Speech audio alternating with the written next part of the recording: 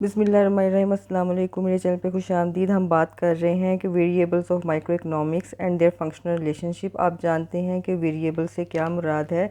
Variable से मुराद ऐसी मिकदारें होती हैं जो मुख्तलिफ़ कीमतों को अपनाती हैं या अपना सकती हैं। A variable is the symbol which assume different value in a particular problem. और फंक्शन से क्या मुराद है कि दो मुतगय्यर मिकदारों जिसमें इंडिपेंडेंट और डिपेंडेंट वेरिएबल्स के दरमियान बाहमी रिश्ते को तफ़ाइल यानी फ़ंक्शन कहा जाता है। A function express a relationship between two variables जो like that dependent and independent variable. अच्छा जी, आज हमने बात करनी है कॉस्ट एंड आउटपुट रिलेशनशिप क्या होता है, इनका वेरिएबल्स के दरमियान इनका फंक्शनल रिलेशन भी क्या है, इसके ऊपर भी हमने बात करनी है। देखें, सबसे पहले होती है इसकी जर्नल फॉर्म। जर्नल फॉर्म होती है इसकी कि C is the function of Q. ठीक है जी, यहाँ पे क्यू क्वांटिटी को नहीं आउटपुट को शो करता है, लिखा क्वांटिटी भी होता है लेकिन असल में क्यू ने आउटपुट को शो करना है। आउटपुट से मुराद आपकी पैदावार होती है और पेशा को पैदा करने के लिए 4 फैक्टर्स ऑफ प्रोडक्शन होते हैं: land, labour, organisation and capital. ठीक है जी, उन्हें इस्तेमाल करने के लिए जो अखराजात आते हैं इन्हें कॉस्ट बोला जाता है। इस पर यहाँ पे सी जो है वो डिपेंडेंट वेरिएबल और क्यू जो है वो इंडिपेंडेंट वेरिएबल है। इसकी जो स्टैंडर्ड फॉर्म है वो होगी जी C is equal to A naught plus A Q minus B Q square plus C cube. ठीक है जी। अच्छा जी, अब इसकी स्पेसिफिक फॉर्म जिसे हम इक्वेशन की शक्ल में लिखते हैं कि C is equal to Q cube minus 2q square plus 9q plus 4। ठीक है जी। अब जो भी हमें q की वैल्यूज़ दी जाएंगी हम इसे पुट करेंगे या हम अज्यूम कर लेंगे तो हमारी कॉस्ट की वैल्यूज़ निकल आएंगी। अच्छा जी, अब इनके दरमियान जो फंक्शनल रिलेशन है वो कैसा है। देखें, cost is the function of output, it is a increasing function. ये इंक्रीजिंग फंक्शन है। मैंने अभी बताया कि शय को पैदा करने के लिए 4 फैक्टर्स ऑफ प्रोडक्शन होते हैं, उनके ऊपर जो अखराजात आते हैं उन्हें हम कॉस्ट कहते हैं। ठीक है जी। तो जब भी पैदावार में इजाफा होगा, ठीक है जी, तो कॉस्ट जो है वो ज़्यादा होगी, अखराजात ज़्यादा होंगे लैंड, लेबर, ऑर्गेनाइजेशन और कैपिटल पे। ठीक है जी, ज़्यादा सरमाया इस्तेमाल किया जाएगा।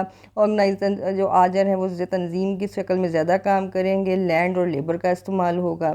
अच्छा जी, जैसे ही आपकी पैदावार कम हो जाएगी तो आपकी इस पे अखराजात भी कम आएंगे। तो इसका मतलब है कि ये सेम जो है वो उस डायरेक्शन में है, तो ये होगा इसका दरमियान रिलेशनशिप जो है वो इंक्रीजिंग है। ये इंक्रीजिंग फंक्शन है, यानी ये तकसीरी तफ़ाइल है। कौन तकसीरी तफ़ाइल है? Cost is a function of cost is a increasing function of output. ठीक है जी, लागत जो है पैदावार का तकसीरी तफ़ाइल है। अब इसकी ये जो शक्ल है इसके ऊपर हम बात करते हैं। ये हम क्यूबिक की शक्ल बनाएंगे। क्यूब में क्वेश्चन है हमारा। देखें, ओ एक्स पे हम लेंगे आपकी आउटपुट और ओ वाई पे हम लेंगे कॉस्ट को। ठीक है जी। ये जो क्यूबिक फंक्शन ये होता है, इसका जो ग्राफ बनता है वो इन्वर्स, ये देखें, ये कुछ इस किस्म का बनता है। ठीक है, ये अगर देखा जाए ना, ये इन्वर्स एक्स की शक्ल, इन्वर्स एस की शक्ल होती है, उल्टा एस होता है। ये कॉस्ट में टोटल कॉस्ट और टोटल वेरिएबल कॉस्ट। ठीक है जी, C is the function of Q. ठीक है जी, ये है जी Q3। ठीक है, minus 2q square plus 9q और प्लस 4। क्यूबिक में ये ग्राफ ऐसा बनता है, ये इन्वर्स एस की शक्ल होती है। टोटल कॉस्ट और टोटल वेरिएबल कॉस्ट की शक्ल इस तरह की बनती है अरसाइक्लिल में। अच्छा जी, एक कॉस्ट का ग्राफ और भी बनता है, वो बनता है क्वाड्रेटिक फंक्शन में, 2 दर्जी में। 2 दर्जी आपकी जो फंक्शन फाइल होता है उसमें इसकी शक्ल जो है वो कुछ यूँ बनेगी। ये देखें, ये जो शक्ल बनती है C is the function of Q. ठीक है जी, आपकी क्वाड्रेटिक फंक्शन में ये इसका स्टैंडर्ड फॉर्म होती है C is equal to A Q square. ठीक है जी, और ये यहाँ पे ये जो शक्ल है जी ये बनती है पैराबोला। ये देखने को तो यू लगता है, यू है। अरसा कलील के जो आपके तो कॉस के ख़त होते हैं वो सुई शक्ल के होते हैं, इसको हम बोलते हैं पैराबोला शेप का ख़त। ठीक है जी। एक और ख़त बनता है कॉस का, वो बनता है एवरेज फिक्स कॉस में। एवरेज फिक्स कॉस में ये यूँ बनता है, ऐसे AFC। जैसे जैसे आउटपुट बढ़ती है वैसे वैसे हर अगली इकाई पे AFC जो है वो तेज़ी से गिरते चले जाते हैं, लेकिन ये ख़त कभी OX को टच नहीं करेगा। इस ख़त को बोलते हैं rectangular hyperbola. Rectangular hyperbola. ठीक है जी। ये हैं आपके कॉस्ट के ख़त। इनको आप चैप्टर जब आएगा इन्हें 1 बाय 1 पढ़ेंगे इसमें। ठीक है जी। ये है आपके कॉस के ख़त, इनके दरमियान इंक्रीजिंग फंक्शन पाया जाता है। और ये तो फाइल है जी आपका कॉस्ट तो फाइल है पैदावार का। अच्छा जी, नेक्स्ट है हमारा revenue and output relation. Revenue and output relation. अच्छा जी, ये मैं यहाँ से ये मिटा देती हूँ।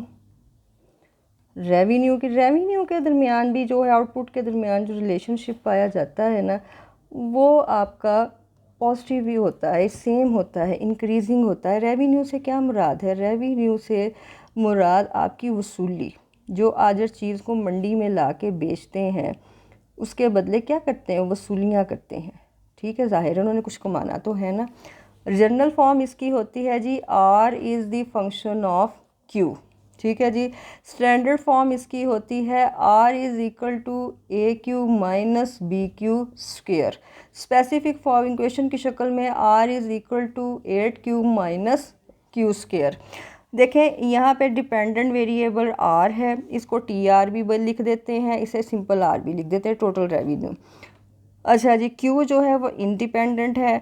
जैसे Q में इजाफा होता है टोटल रेवेन्यू भी बढ़ते हैं सेम डायरेक्शन में। ठीक है जी। अच्छा जी, जब पैदावार कम हो जाती है तो आजो के टोटल रेवेन्यू भी कम हो जाते हैं। Revenue is a function of output, it is increasing function. ये भी इंक्रीजिंग फंक्शन है। It is an increasing function of output because when Q increase TR increase, when Q decrease and TR decrease। देखें, जब independent बढ़ता है तो dependent भी बढ़ जाता है, जब इंडिपेंडेंट कम होता है तो इंडिपेंडेंट कम होता है तो डिपेंडेंट भी कम हो जाता है। इसलिए जो वसूली है ये पैदावार का तकसीरी तोफ़ाइल है, इंक्रीजिंग फंक्शन है। ठीक है जी। इनका फंक्शनल रिलेशन जो है ये इंक्रीजिंग फंक्शन है ये। ठीक है। अच्छा, अब इसका ख़त बनाते हैं, ख़त के ज़रिए इसका इजहार करते हैं।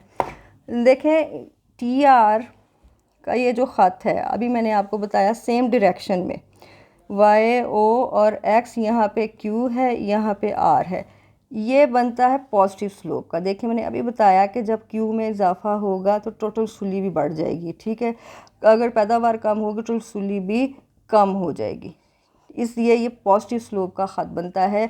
लेकिन ये ख़त बनता है परफेक्ट कंपटीशन में, मुकम्मल मुकाबले में, जो 5 शराइत का मजमुआ होता है। इंशाल्लाह ताला इसको भी चैप्टर वाइज पढ़ेंगे। अच्छा जी, एक जो टोटल रेवेन्यू का ख़त होता है ना, उसमें वो मोनोपली में भी बनता है। वो जो मोनोपली में बनता है उसमें कुल वसूली में गिरती हुई शरह से इजाफा होता है, गिरती हुई शरह से। अच्छा जी, इस पे गिरती हुई शरह से इजाफा क्यों होता है? वो इसलिए होता है कि अगर तो आजर ने अपनी पैदावार बढ़ानी होती है तो वो प्राइस को कम कर देता है, और अगर उसने अपने मुनाफे बढ़ाने होते हैं तो पैदावार कम कर देता है और कीमतों को बढ़ा देता है। इस सूरत में कुल वसूली का ख़त इस शेप का बनता है। यहाँ पे मैक्सिमम होता है और यहाँ से गिरता है, पहले चढ़ता है फिर मैक्सिमम होता है फिर गिरता है, यानी कुल वसूली में गिरती हुई शरह से इजाफा होता है। ये ख़त मोनोपली में बनता है और ये पॉजिटिव शेप का ख़त जो है ये परफेक्ट कंपटीशन में बनता है। ठीक है जी। आखिरी और जो लास्ट है हमारा वो है जी factor of production and output relationship. Factor of production के बारे में हमने बात की थी, बताया था कि 4 फैक्टर्स ऑफ प्रोडक्शन होते हैं, लैंड, लेबर, ऑर्गेनाइजेशन और कैपिटल, ये 6 को पैदा करते हैं। ठीक है जी। अच्छा जी, अब जनरल फॉर्म इसकी क्या है? इसकी जनरल फॉर्म है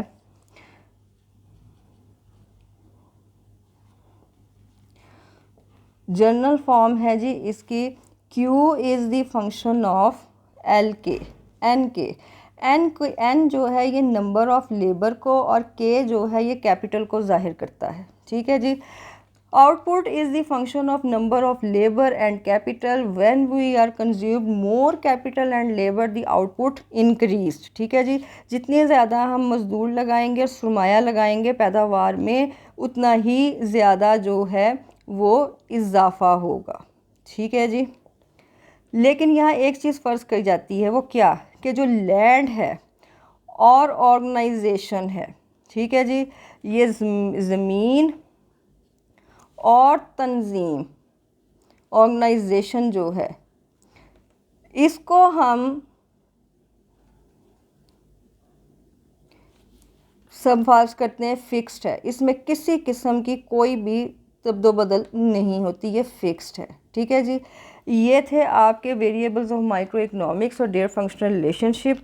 मैक्रो में भी होते हैं, जब हम मैक्रो को इंशाल्लाह ताला शुरू करेंगे तो उनके अलग बात करेंगे। अगर आपको ये लेक्चर पसंद आया है तो इसे लाइक कीजिए, शेयर कीजिए, सब्सक्राइब कीजिएगा, कमेंट में राय का इजहार भी कीजिएगा। अल्लाह निगहबान।